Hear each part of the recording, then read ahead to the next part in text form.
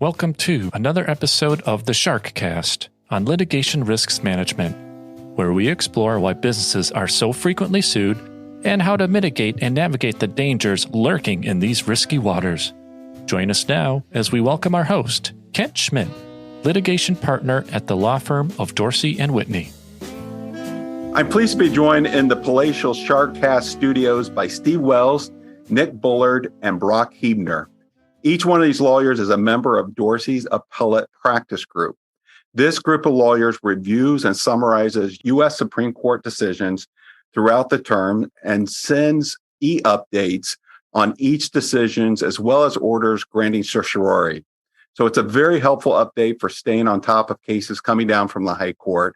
And I recommend signing up for this e-update if it would be of any interest to you. In the time we have on the podcast today, we're going to ask each of these three guests to highlight a decision from this last Supreme Court term. I've asked them to select a case that pertains in some way to commercial litigation risk and to address the practical takeaways that in-house counsel might consider going forward. We will leave for the law school professors and commentators the more esoteric and philosophical debates about what's going on at the court, and try to make this presentation as pragmatic and practical as possible for those in the trenches dealing with litigation risk management. So it's a pleasure to welcome each of you to the Sharkcast podcast. We have a great deal of ground to cover in a very short amount of time, so let's get started. The first of the three cases that we're going to discuss today is National Pork Producers Council versus Ross. Which of you three is going to tackle this interesting new case? Yeah, this is Steve Wells, and I'll be weighing in on this one. Let's begin by hearing what this case is about, including the California law that was challenged in Pork Producers Council. Several years ago, the California voters approved Proposition 12, which prohibited in California the sale of any whole pork products that were the result of raising pigs in a manner that was cruel. And cruel actually had a statutory definition. I won't go into it in great detail, but it essentially proscribed raising pigs in a manner that would prevent them from standing up, prevent them from turning around, and raising them in various ways that were contrary to the views of animal rights proponents of Prop 12. Okay, so here in California, we have propositions on the ballot on a regular basis. We understand a little bit about what Prop 12 is about. What was the basis for the constitutional attack on Prop 12?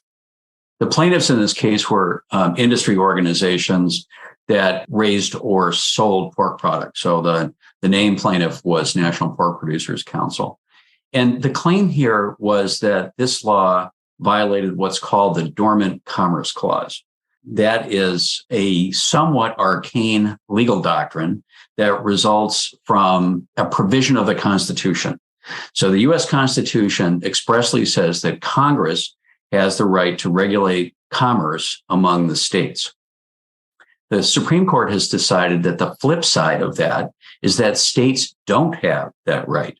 And so when states try to regulate interstate commerce, either by discriminating against out-of-state economic interests or by, for example, trying to legislate in a way that would regulate matters outside of the state, those cases have been held by the Supreme Court to violate what's called the Dormant Commerce Clause.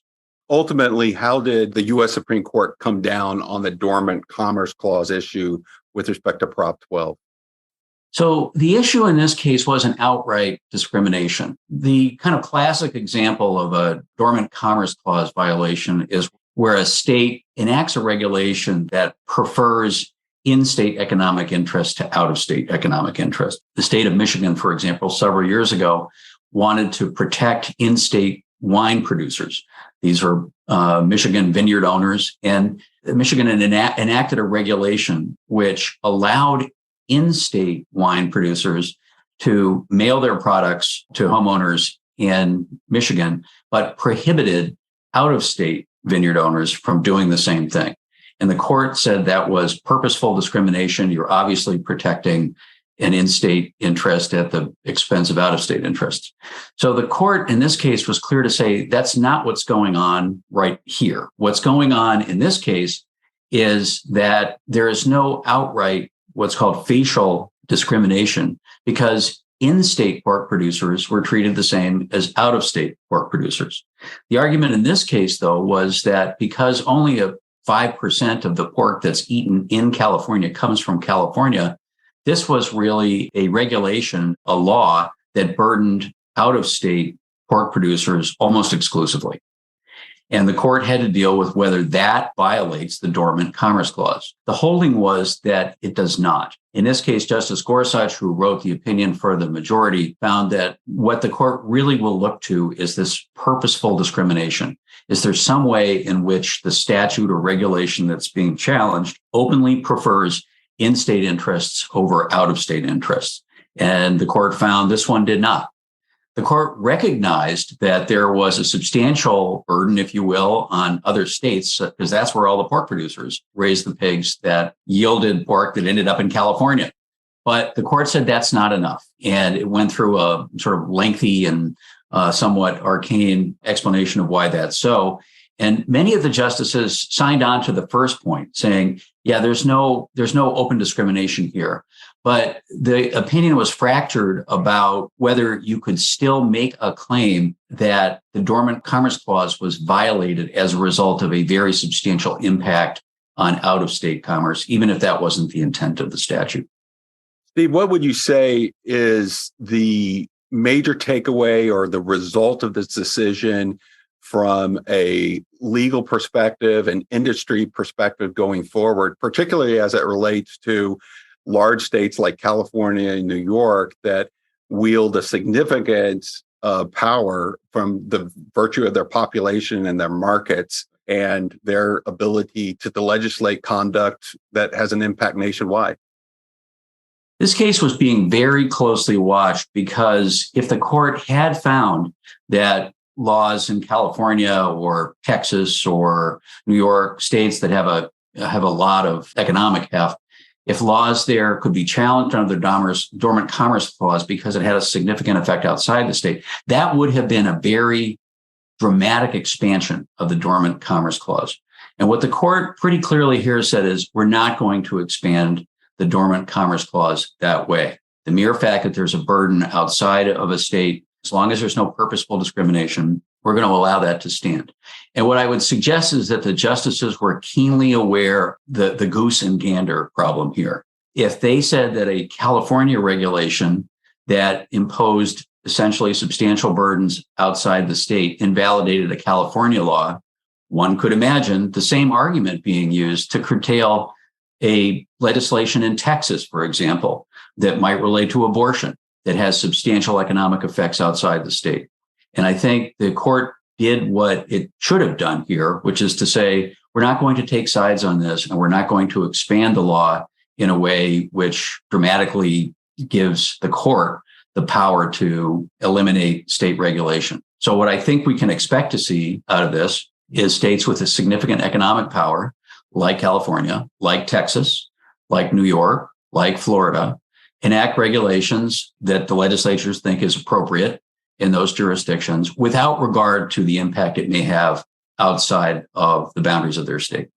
Well, that will make compliance with the patchwork of regulations that continue to emerge all the more challenging. So thank you for that update and for those observations on our first case. And before we move on to our second case, it seems like when I'm talking about Supreme Court cases involving pork and pigs, you are the one whose name comes to mind. So this is not your first time to have some involvement, at least, on a case before the Supreme Court involving pigs. Can you tell us about your prior experience on that? Well, Ken, as it turns out, I know something about pigs and the federal government and the U.S. Supreme Court. About 10 years ago, I was counsel of record for the National Meat Association, which challenged a California regulation of animal handling, particularly in the pork area, on a different ground. It was a ground of federal preemption. So states are constricted from making regulations relating to animal welfare and animal handling and food safety in a number of different ways other than the Dormant Commerce Clause.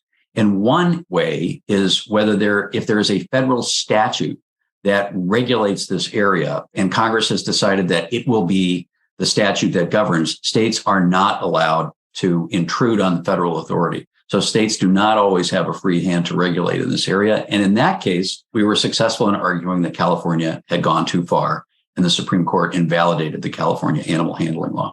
And as I recall, that was a 9-0 decision. Happily, yes. All right. All right. Well, let's turn to our next Supreme Court decision from this last term. It's Mallory versus Norfolk Southern Railway Company. Who's going to tackle this case? And this is Nick Bullard. I'm going to tackle this one. All right, Nick, why don't you tell us what this case is about? Ken, I think this is the most significant jurisdictional case the court has decided in the last 5 to 10 years. And it addresses the circumstances under which states can exercise personal jurisdiction over corporate defendants. And Civ Pro refresher, personal jurisdiction is basically the power that a court has to call you to come into court. And there's 3 general types of personal jurisdiction. There's general jurisdiction, which means you can be sued in a state for any reason, even if the lawsuit has no connection to that particular state. And for most corporate entities, that's the place where the corporation is incorporated and the state where it has its principal place of business. That's general jurisdiction. Then there's specific jurisdiction, which is the state in which wherever the conduct that gave rise to the suit occurred. So if I get in a car accident with you, Ken, in California, courts can call me into California courts to answer for that car accident. That's specific jurisdiction. And then there's a less known and frankly less developed area of jurisdiction, personal jurisdiction by consent. And that's actually the particular type of jurisdiction that was at issue in this case. And the particular issue is, okay, well, what happens if you're a corporate entity and you register to do business in a state like California? Are you consenting to jurisdiction in California courts? That's the important issue that the Supreme Court took up in this Mallory case. And the facts of the case are really simple. We have a plaintiff, Mr. Mallory, who is a Virginia resident, who sued Norfolk Southern, a Virginia corporation with its headquarters in Virginia. And he was suing about conduct that occurred in Virginia and Ohio. And so you might think, well, Mr. Mallory probably sued in Virginia, maybe Ohio. But no, he sued in the state of Pennsylvania. Why? Because Norfolk Southern had registered to do business in Pennsylvania. And Pennsylvania has a particular statute, which is a little bit unique. And we can talk about this later, saying if you're going to register to do business in our state, Mr. Corporation, you must consent to all suits in front of Pennsylvania courts. So the court took up that issue. Does that type of state statute violate the due process clause of the U.S. Constitution? What was the decision of the lower courts below, and ultimately was that affirmed by the U.S. Supreme Court? Yeah, so this wound its way through the Pennsylvania state courts, and the high court, the high Pennsylvania court said this was not consistent with the due process clause and validated its own state statute and said this is not allowed. The U.S. Supreme Court, which was surprising to many observers, reversed and said that in a highly fractured decision, and I know you said to avoid the sort of philosophical issues, but the fracturing of the court is really important in this case. But the short story is the court said Pennsylvania may call Norfolk Southern into its courts because Norfolk Southern registered to do business. And the case was highly fractured. 4 justices said this is consistent with the Constitution. 4 said it's not consistent with the Constitution. And 1 justice, Justice Alito, said, well, we have this really old case which says this is okay, but I kind of think it's not. But there's this case on point, so I'm gonna say that it's okay. So the really narrow holding of the court is there's a case from 1916 from the U.S. Supreme Court, which said that if you're a corporation and you register to do business, you can be called into that state court for any reason. And so the narrow holding of the case is simply that state statute is consistent with the Constitution and corporations can be called into their courts.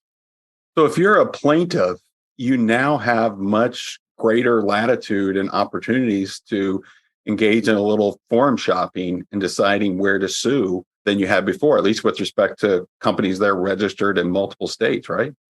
Absolutely. And particularly in the state of Pennsylvania. Really, this case is focused on the particular language of this particular Pennsylvania statute and how broad it was. And my understanding is this statute is actually pretty unique in how broad in saying, hey, if you want to come to register business here, you will consent to any suit in Pennsylvania state court.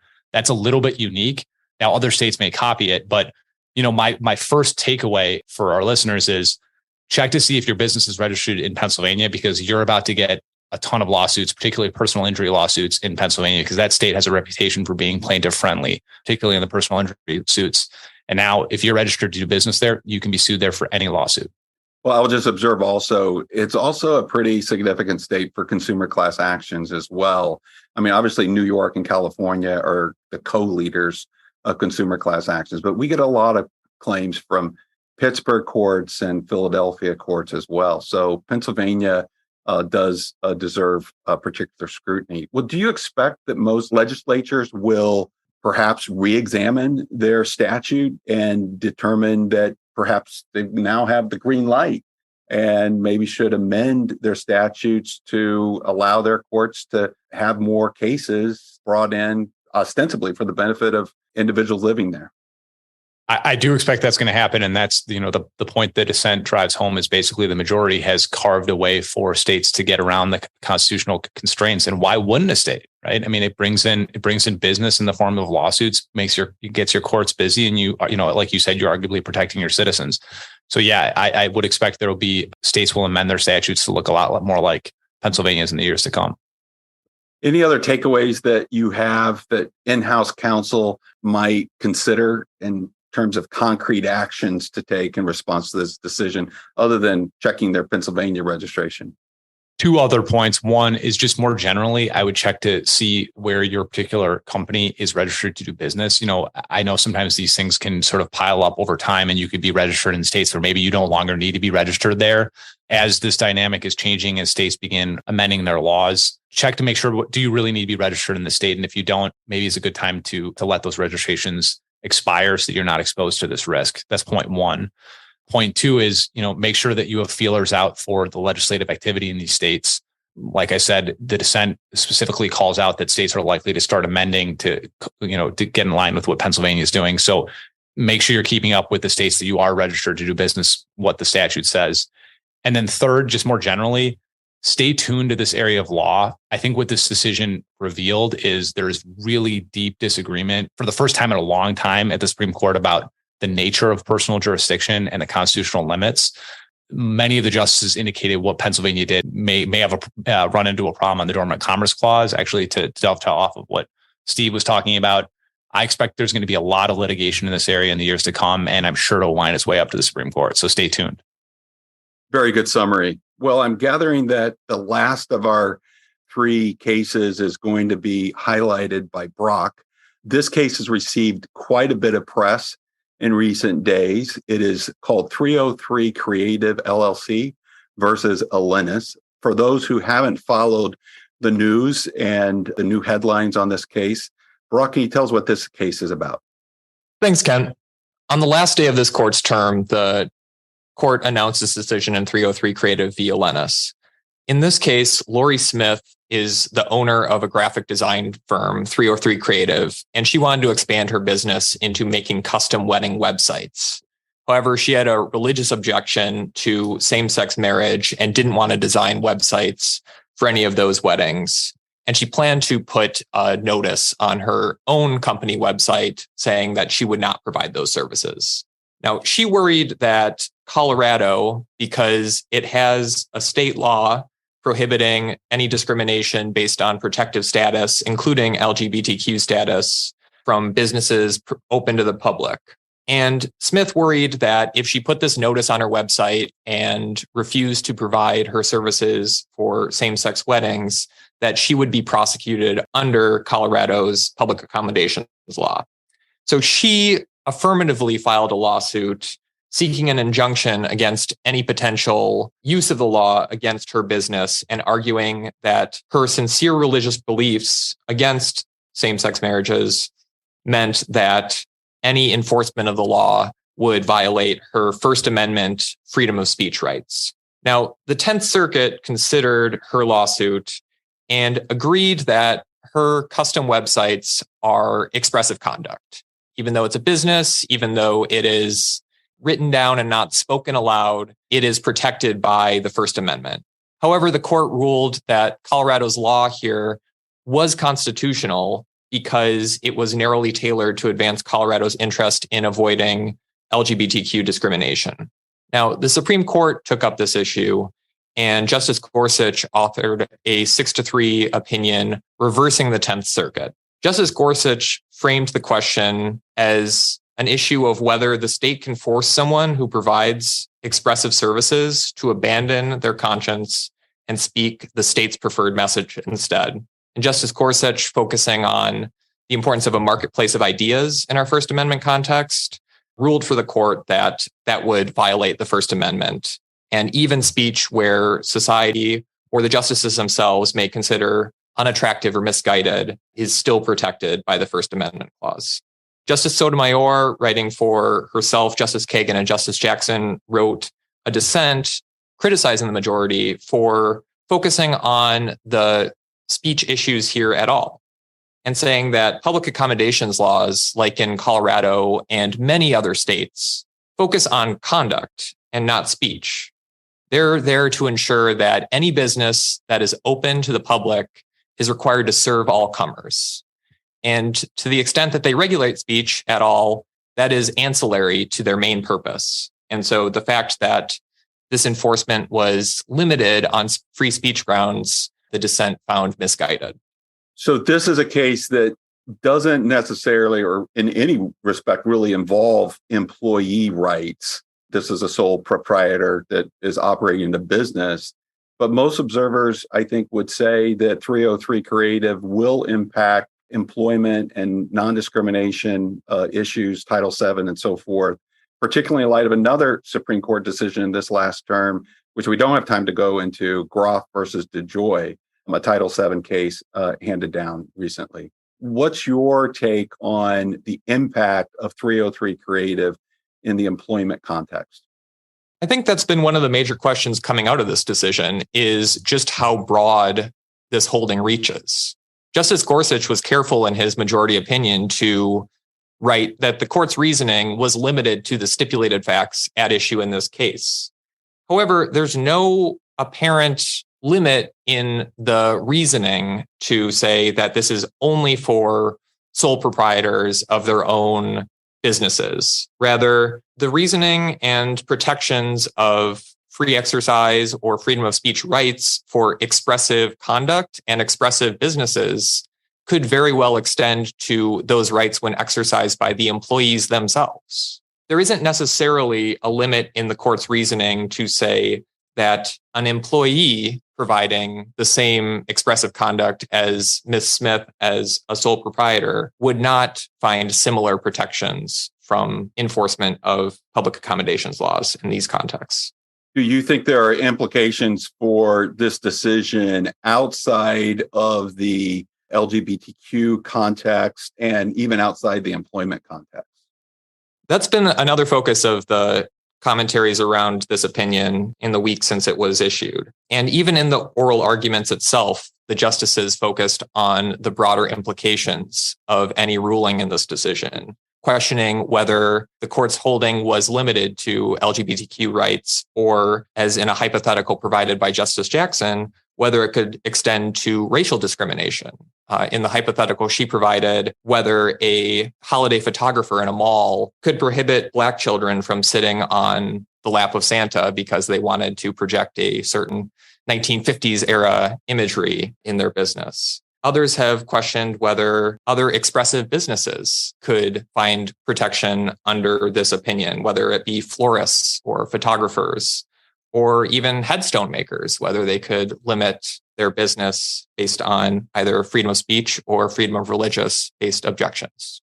Well, it'll certainly be interesting to follow these cases and the decisions that seek to apply 303 Creative, as well as the other cases that we've talked about today. Thanks for your summary on that, Brock. Now we'd like to turn to a segment of the podcast that we call the Deeper Dive. And we'd like to learn a little bit more about each one of you in aspects of your life not devoted to following Supreme Court decisions and activity at the High Court and other legal work.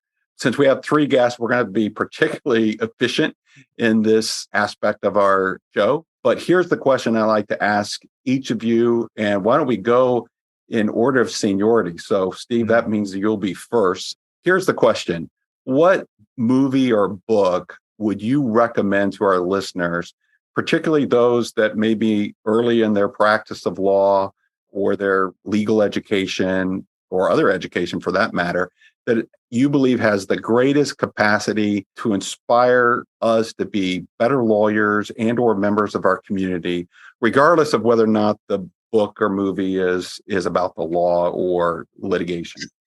Ken, I'm going to recommend a book that I'm not sure others would find inspirational, but I'm pretty confident they would find hugely insightful. It's a book that was written about 10 years ago, maybe 11 years ago, by Jonathan Haidt, and it's called The Righteous Mind. And it is as insightful today as it was when it was written 10 years ago. It's written by a professor who is a social psychologist and who sets out to figure out whether the literature supports a notion that we are hardwired to be Democrats or hardwired to be Republicans. In other words, is there an evolutionary reason why some people tend to be liberal and Democratic in their outlook or more conservative and Republican in their outlook? It's an incredibly useful and insightful book. It is distinctly nonpartisan and, in fact, openly nonpartisan about this. There's no judgment at all involved.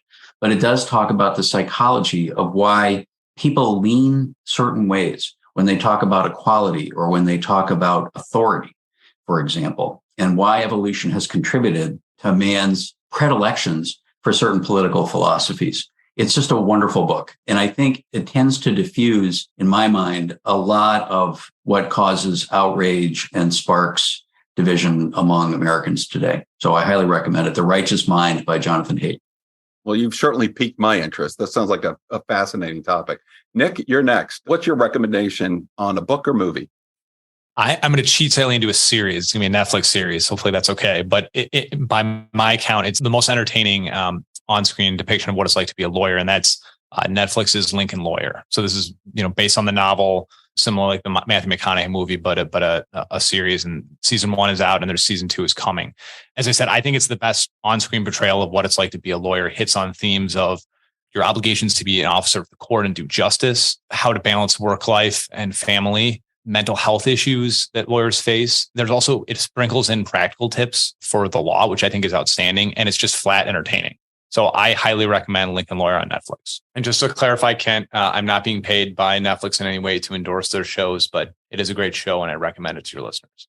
Well, that is encouraging because I usually veer away from any on-screen depiction of lawyers or the legal process because it's usually so far removed from reality. But with that encouragement, I'll have to check that out.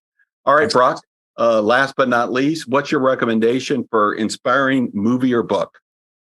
I've got another book to recommend. It's called Mine: How the Hidden Rules of Ownership Control Our Lives by Michael A. Heller and James Saltzman. This book starts from the conceit that most people's intuitive understanding of property law is based on concepts that they first encounter on the playground, whether that's first come, first served, possession is 9/10 of the law, finders keepers. And it really breaks down a lot of those common stories and understandings and shows how they often come into conflict in our day-to-day lives. And I just found the book fascinating in the real world examples that they provide to really challenge the stories that we tell and our long held assumptions about kind of the basic foundations of legal practice, whether that's the ambiguity around whether you can recline your seat on an airplane and how that allows airlines to essentially sell the same space twice, or why Netflix password sharing, we don't look at inherently as theft. We're more okay with that, or at least many of us are, and Netflix is no longer okay with that. And then just the control of our own property and the limits of that and how our rights come into conflict with others' rights in that respect and many others. Again, sounds like a fascinating recommendation. So I hope to check that out, and I'm sure our listeners will give that consideration as well. Well, that's all the time we have for today. Thank you for listening to SharkCast. I'm indebted to the extraordinary team at Dorsey for making this podcast and episode possible. For more resources on this and other litigation risks, go to litigationrisks.com. where more information can be found, including a book on managing litigation risk written by yours truly. Until next time, my friends, this is yet another reminder that there are a lot of sharks swimming out there in the murky waters, so swim safely. This podcast is not legal advice and does not establish an attorney-client relationship or create any duty of Dorsey Whitney LLP or those appearing in this podcast to anyone. Although we try to assure that the content of this podcast is accurate, comprehensive, and reflects current legal developments, we do not warrant or guarantee those things. The opinions expressed in this podcast are the opinions of those appearing in the podcast only, and not those of Dorsey & Whitney. This podcast is considered attorney advertising under the applicable rules of certain states.